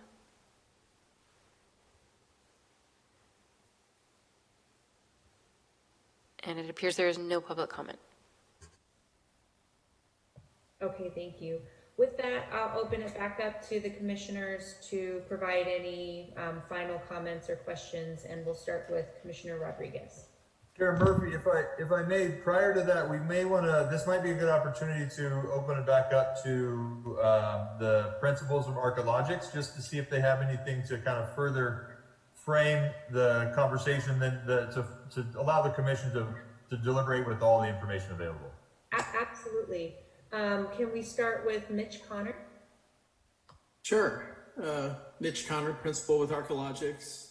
Happy to be here this evening and to have the opportunity to, add to these important documents or guidelines. Yeah, my comment probably has more to do with, the actual design of the buildings and the question about sort of the architectural style that may or may not be appropriate for Toddy. And, that's a question that we encounter just about in every community. And, I think there are certain, shall we call them tricks of the trade that sort of take the pressure off, any one building having to, stylistically nail it, in a perfect sense. And by that, I mean, I know, and I live in Windsor and was a planning commissioner here. And, I think that the city, has an opportunity through the public realm to kind of lay out a context of certain design elements, meaning public realm elements that sort of take your eye off the building, so to speak.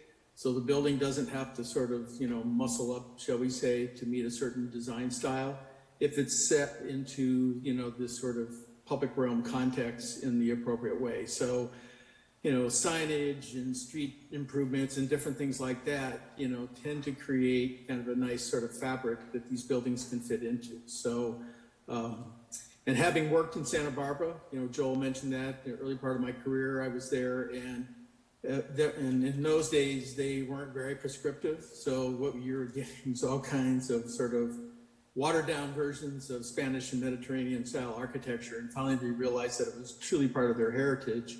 And then they really got very prescriptive about it. And I think it increased the success of projects in that downtown district to, become stylistically appropriate for the history of the community and so forth. So if you're going to go that way, if you're going to say, hey, stylistically, we want this district to do something versus that one, then you're probably going to move into a more prescriptive, detailed sort of context of planning guidelines or design guidelines, to help the developer and the architects, perform at that level. So, but it can be softened in a way by dealing with the public realm.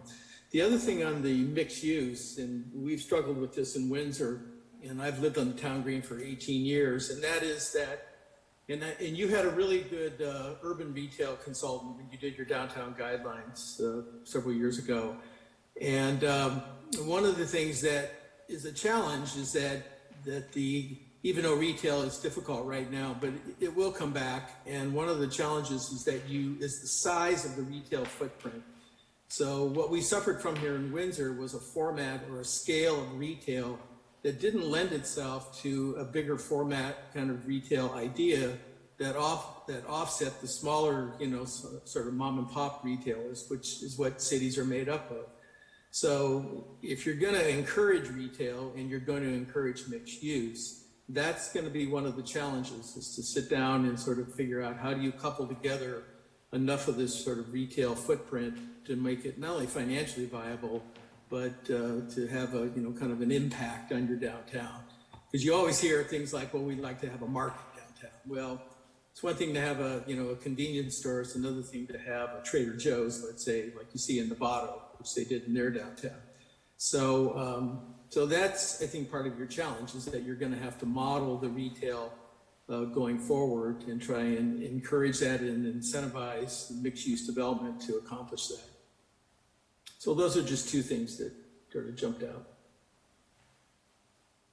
I think I would sort of piggyback on a little bit on what Mitch has to say, sort of about when you start to put prescriptive standards in place, that you're careful about what you're trying to do, that you either go all the way or you sort of hold back and allow some flexibility in the system.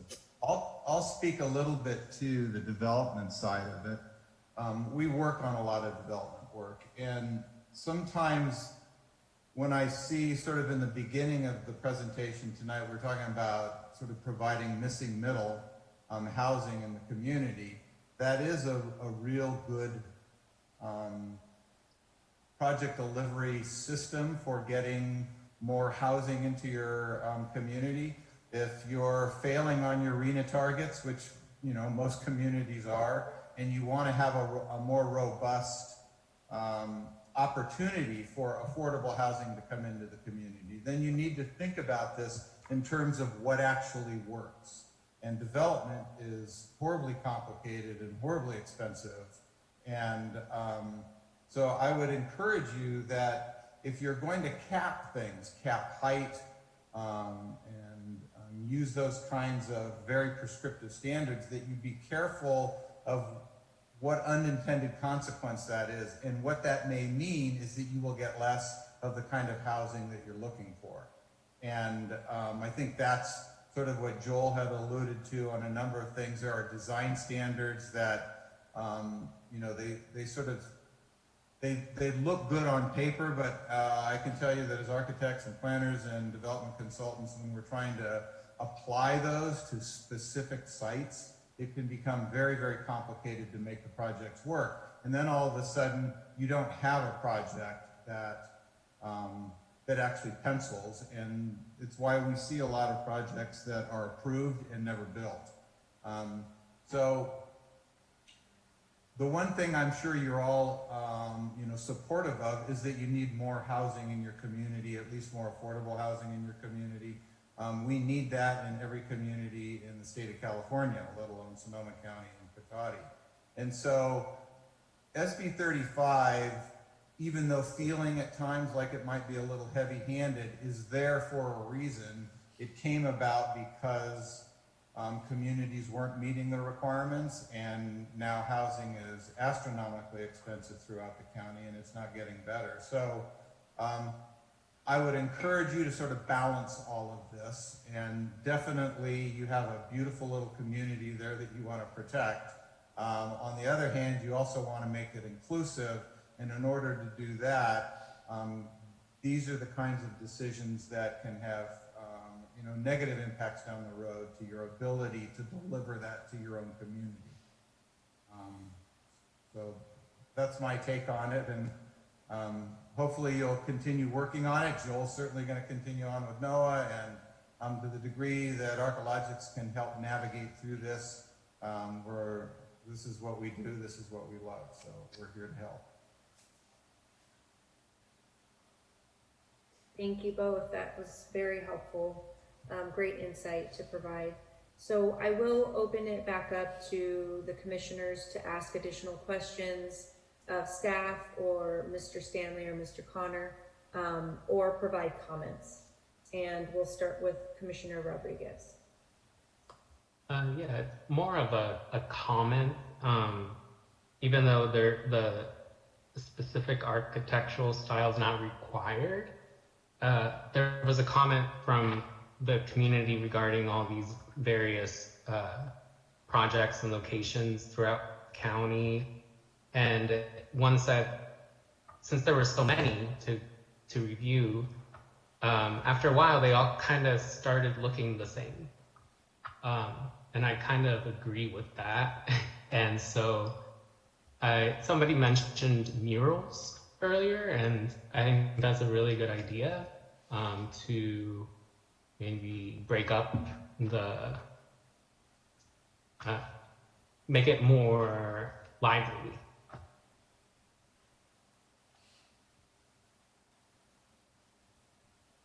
And I think that was somebody else answered the question about the antennas.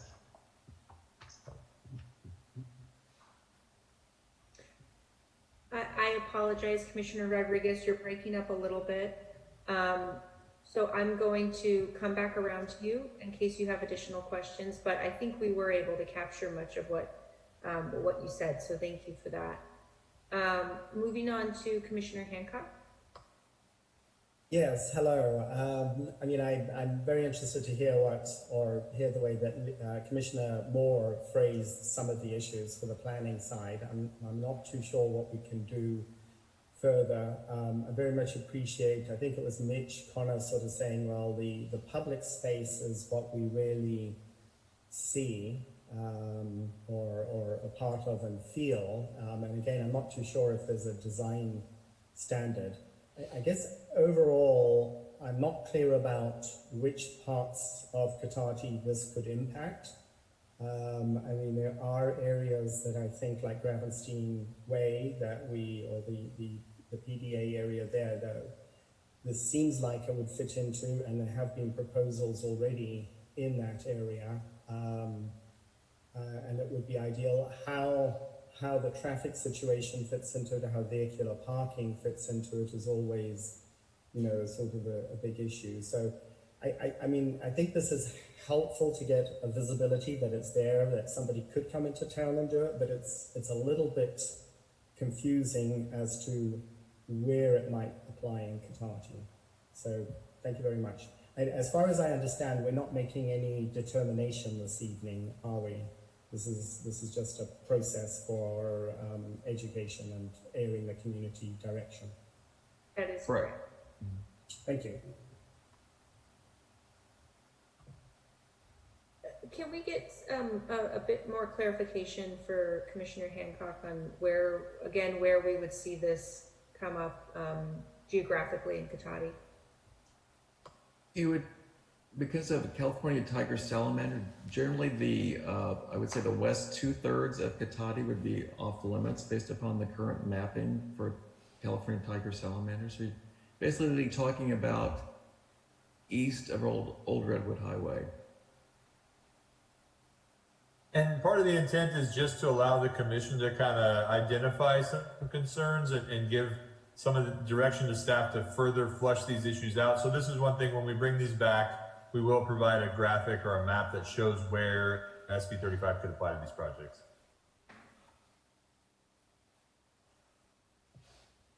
Thank you.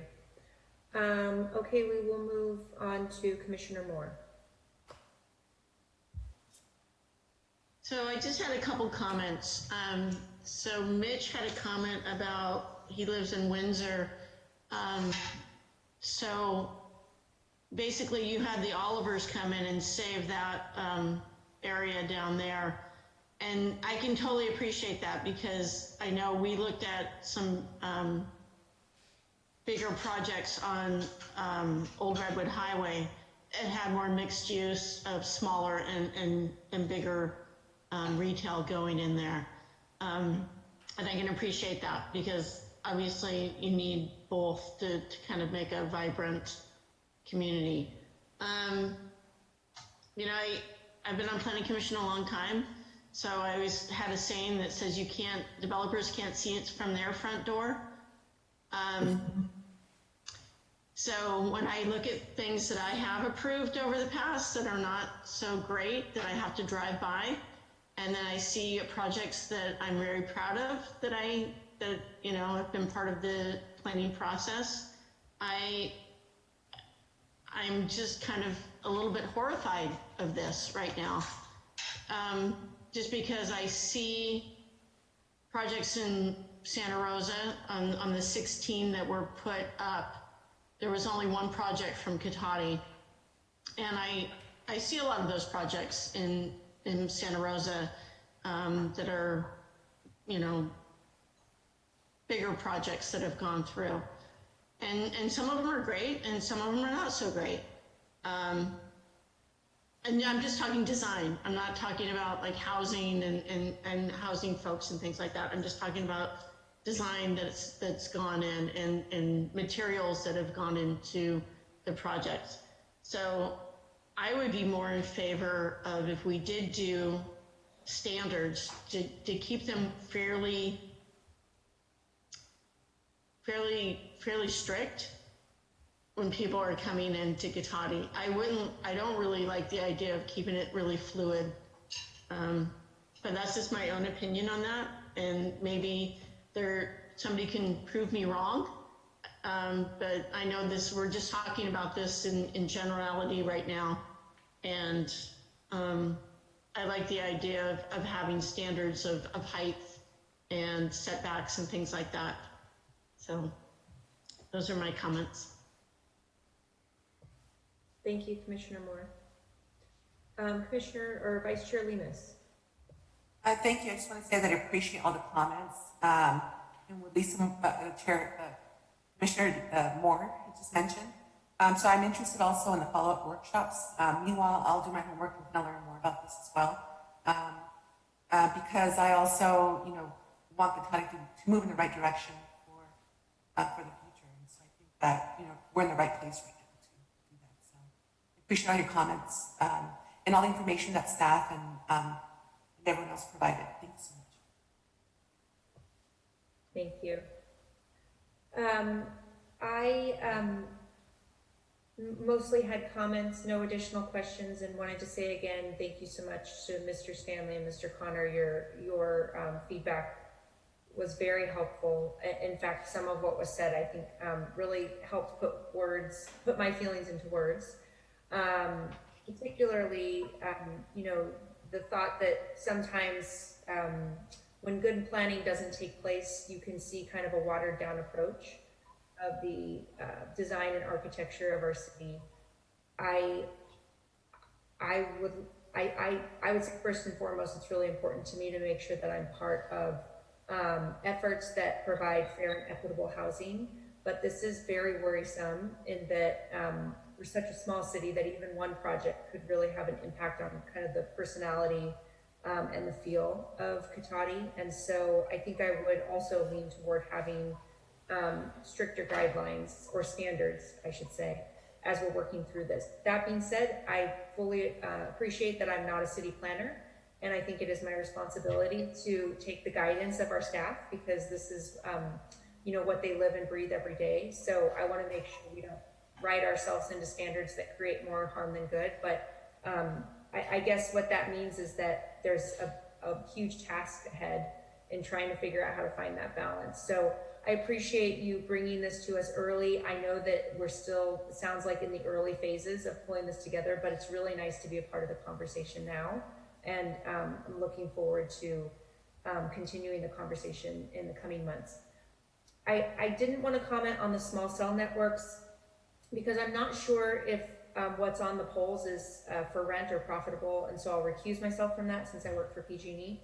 But I do want to say in general, I fully support murals. I'm incredibly excited that the entire commission commented on that. So I want to chime in and say, absolutely, if there's a way for us to fit that into any sort of guidance, I would support it.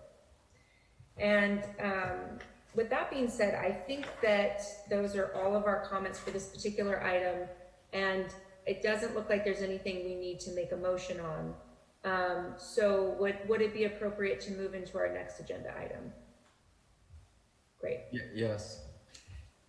Okay, and again, thank you so much, Mr. Connor and Mr. Stanley. Appreciate it. Thank you for the opportunity. Good night. Good night. We'll move into agenda item F, which is reports by staff. Thank you, Chair Murphy. I'll be brief. I just wanted to say, so we are putting together our annual progress report for housing element implementation that will be presented to the City Council at the next meeting.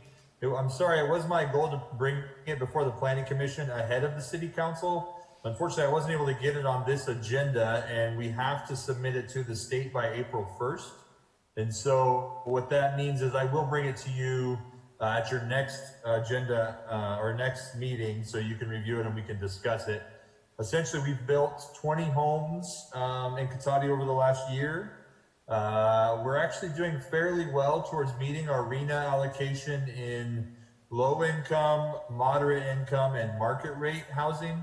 What we are not doing well in is meeting our allocation for very low income. So as of right now, this is I believe the 6th year in the current RENA cycle. We were assigned 147 units to build. Like I said, we're doing across the whole spectrum of affordability. We're doing fairly well with the exception of those very low income units. I think we've built a total of 5 or 6 of those units. I don't have the report in front of me right now. Out of some allocation of like 45 or 46. So those are the toughest ones to get constructed. As you can imagine, they require the most subsidy. Some commissioners may be aware that we had approved the Katati Station project, which is a 74-unit apartment project next to the train station. That was approved as a market rate project, but the developer is struggling to finance it and had approached Bridge Housing to have them build it as an affordable housing project. The city council supported that with a commitment of $750,000 from the Affordable Housing Trust Fund. To date, Bridge has not been able to figure out how to make that project pencil either. And so it's my understanding they are no longer in discussions with the owner. The owner is kind of put it back out on the market to sell, looking and hoping to find an affordable housing developer to construct it. But as of right now, the ability to have the project cover its costs, even as an affordable housing project and with a significant contribution from the city, the pro forma is not allowing that project to pencil, and so it sits not moving forward. So just kind of an update. The report that we will be providing to the state also provides a summary of our efforts to implement the housing element. As I mentioned, that's an 8-year cycle, and we will be kicking off the update to the housing element this fiscal year, with the update process mainly occurring in the next fiscal year. We did get some grant money to help support that, so that's very much appreciated. And that will also be a discussion for the budget coming before the city council, but we'll also include it as a part of the discussion to the planning commission to kind of paint the overall broader picture, separate from just meeting individual RENA numbers or housing numbers, but all the other efforts that the city is committed to through the housing element to support housing throughout the community, and then what we've been doing to try to do that. And then we'll ask the commission to provide some priorities of the remaining items, so that way we can focus our efforts in the final 2 years of this cycle, which will end in 2023. By that time, we have to have the new housing element adopted. And I will say, housing is getting to be less and less discretionary, meaning it's more and more prescribed, and the state is taking more and more local control away from housing decisions. And that will be, I promise you, that will be a theme of the legislation to come out of the state in the near future. With that, I don't have any other items to discuss. Kessing Ranch is moving forward. They've pulled more than half the building permits for that, and they're selling well.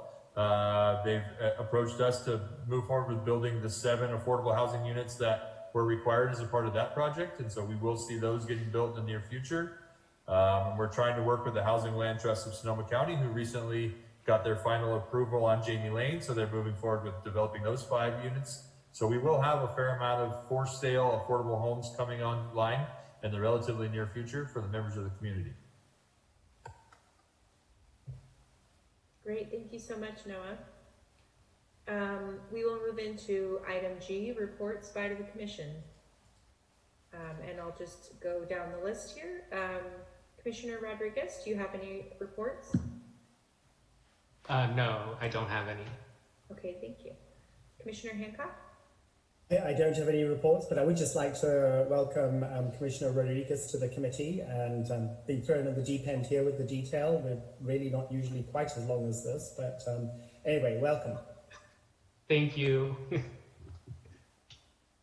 Welcome, thank you. Thanks, Commissioner Hancock. Commissioner Moore?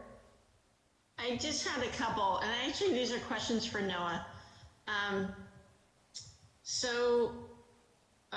When we have a canceled meeting, like for March 1st, there was like no notification that it was canceled. So I don't know if anybody else got that, but I didn't get an email that it was canceled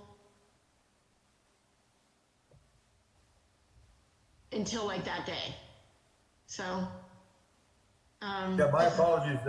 So normally our currently what our process says is we have to publish the Friday ahead of the Monday meeting, and so at a minimum that should be provided, those 3 days ahead of time. But we are always striving to provide information, whether it's agenda packet materials or a notice of cancellation ahead of that, and I will look into that and make sure that we do better, and I apologize. yeah, and there was just one other thing. I know we used to have something about the naming of the streets, and I don't know who does that. It used to be Prue, do the recommendations.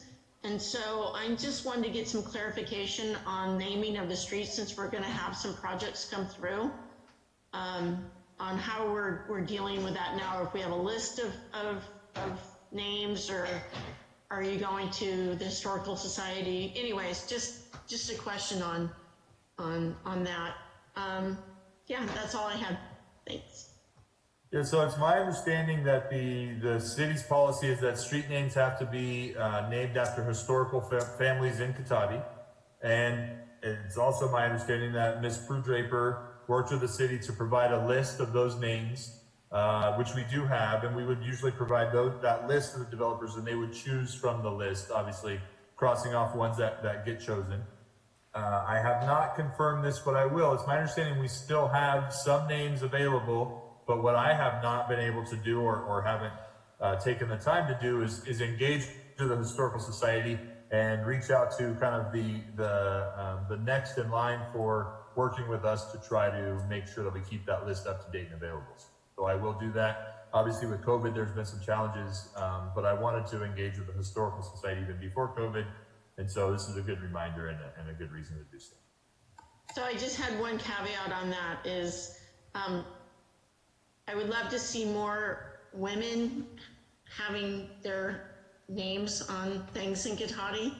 Are people of color. I mean, we have a lot of names of historical figures, but those are my goal is to try to be more inclusive in our naming of streets.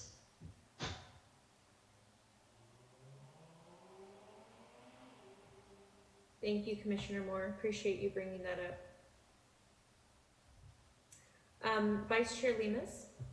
Yes, I also want to support that comment by Commissioner Moore, and welcome to Commissioner Rodriguez.